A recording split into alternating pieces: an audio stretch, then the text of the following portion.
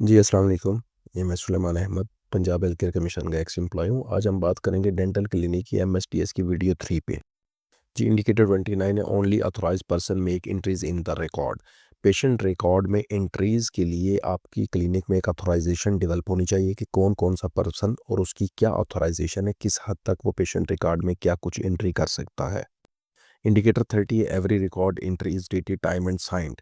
हाँ, patient record जो है उसमें ये चीज़ें लाजमी मेंशन होनी चाहिए। पेशेंट का टाइम ऑफ अराइवल, उसका ट्रीटमेंट और जब उसने क्लिनिक लीव किया, डॉक्टर सिग्नेचर है, patient complaints examination and treatment details हैं, medicine materials anaesthesia used, any emergency और रेफरल मेट, ये तमाम चीज़ें पेशेंट रिकॉर्ड में मौजूद होनी चाहिए। और हर एंट्री जो है वो डेट टाइम और साइन के साथ मौजूद होनी चाहिए। इंडिकेटर 31 है, record provides an up to date and chronological order of patient. एक पेशेंट जो बार बार आपके पास आ रहा है, जिसका ट्रीटमेंट प्लान में आप उसके डिफरेंट सेशंस प्लान किए हुए हैं, तो हर सेशन की एंट्री और उस सेशन में जो कुछ किया गया उसके ट्रीटमेंट के हवाले से वो प्रॉपर एंट्री उसके रिकॉर्ड में मौजूद होनी चाहिए। जी, इंडिकेटर 32 है, सर्विस प्रोविज़न के हवाले से। क्लिनिक में दी जाने वाली सर्विसेज़ जो आपने पब्लिकली डिस्प्ले की हुई हैं, उन सर्विसेज़ के अकॉर्डिंग आपके पास क्वालिफ़ाइड डॉक्टर्स मौजूद होने चाहिए और उन सर्विसेज़ की प्रोविज़न के लिए आपके पास कंसर्न इक्विपमेंट्स मौजूद होने चाहिए। कोई भी ऐसी सर्विस आपने अपने क्लिनिक में डिस्प्ले नहीं करनी, जो आपके डॉक्टर के स्कोप ऑफ सर्विस से बियॉन्ड हो या उसके हवाले से आपके पास इक्विपमेंट मौजूद ना हो। इंडिकेटर 33 रिलेट करता है क्वालिटी इम्प्रूवमेंट सिस्टम से। क्लिनिक में अपनी सर्विसेज की क्वालिटी को मेंटेन रखने के लिए क्लिनिक में एक क्वालिटी इम्प्रूवमेंट कमेटी होनी चाहिए और एक क्वालिटी इम्प्रूवमेंट फोकल पर्सन मौजूद होना चाहिए और एक डिटेल क्वालिटी इम्प्रूवमेंट प्लान मौजूद होना चाहिए।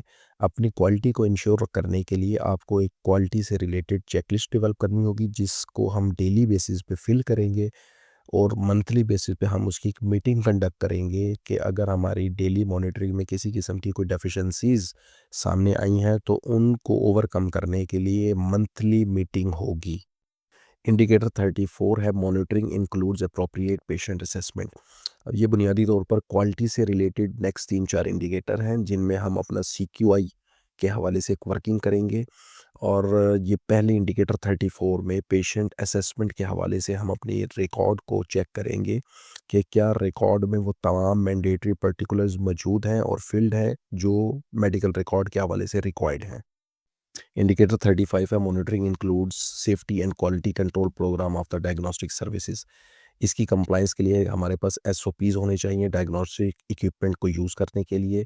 Occupational health and safety protocols document होने चाहिए। Staff training on occupational health and safety protocols, इसका रिकॉर्ड हमारे पास मौजूद होना चाहिए और उसके टेस्टिंग कैलिब्रेशन का रिकॉर्ड मौजूद होना चाहिए।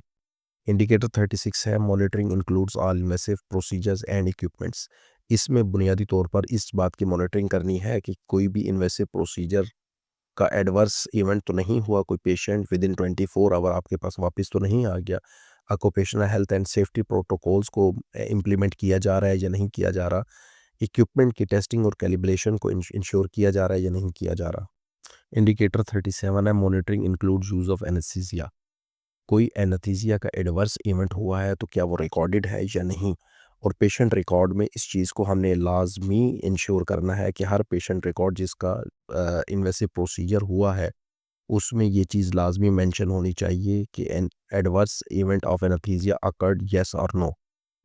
जी, इंडिकेटर 38 है, monitoring includes availability and content of clinical records. Patient files जो क्लिनिक में रिकॉर्ड के तौर पर मौजूद है, क्या वो 100% कंप्लीट हैं या नहीं है, और उनमें वो तमाम मैंडेटरी डॉक्यूमेंट्स और उसमें वो तमाम मैंडेटरी नोट्स एंटर हैं जो उस रिकॉर्ड का पार्ट होना चाहिए थे। इंडिकेटर 39 है, सेंटिनल इवेंट के हवाले से। क्लिनिक में सेंटिनल इवेंट के हवाले से एसओपीज़ मौजूद होने चाहिए और उन एसओपीज़ में AIIMS and objective of sentinel event policy होना चाहिए, preventive measures of sentinel events होना चाहिए, सेंटिनल इवेंट का रूट काज एनालिसिस होना चाहिए, और सेंटिनल इवेंट अगर कोई हो जाए तो उसका एक्शन प्लान क्या होगा। दूसरा, क्लिनिक में सेंटिनल इवेंट की लिस्ट डिस्प्ले होनी चाहिए। इंडिकेटर 40 है कि क्लिनिक में दी जाने वाली सर्विसेज जो डिस्प्ले की जाती हैं वो कोड ऑफ एथिक्स के मुताबिक हों। क्लिनिक में जो भी सर्विसेज दी जा रही हैं वो क्लिनिक के स्कोप ऑफ सर्विस के मुताबिक होनी चाहिए, उनसे रिलेटेड उनके पास क्वालिफाइड पर्सन और इक्विपमेंट मौजूद होने चाहिए और तमाम लीगल रिक्वायरमेंट्स को कंप्लीट कर रहे हों। इंडिकेटर 41 है specialised services being provided confirm to the standards. अगर क्लिनिक में कुछ स्पेशलाइज्ड सर्विसेज दी जा रही हैं तो उसके हवाले से आपके पास क्वालिफाइड पर्सन मौजूद होना चाहिए जो उन स्पेशलाइज्ड सर्विसेज को दे सकता हो।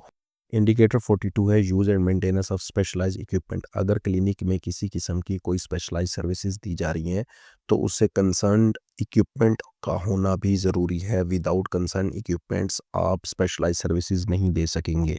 अगर आपको मेरी वीडियो इन्फॉर्मेटिव लगी हो तो काइंडली मेरी वीडियो को लाइक और शेयर कीजिएगा और मेरे चैनल को सब्सक्राइब कीजिएगा ताकि इन फ्यूचर आपको ऐसी इन्फॉर्मेटिव वीडियोस टाइमली मिलती रहें।